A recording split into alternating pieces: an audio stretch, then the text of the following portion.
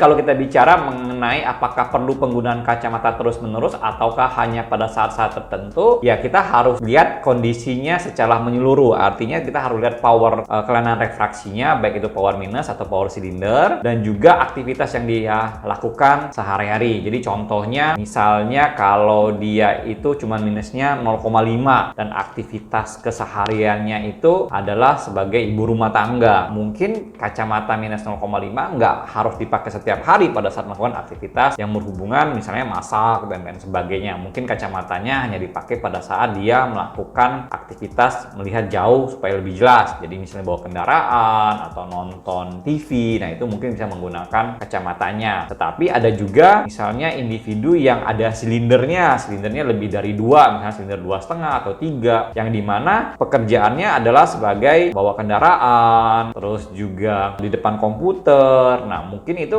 harus menggunakan kacamatanya setiap saat, karena kalau tanpa kacamata dia tidak bisa berfungsi dengan baik.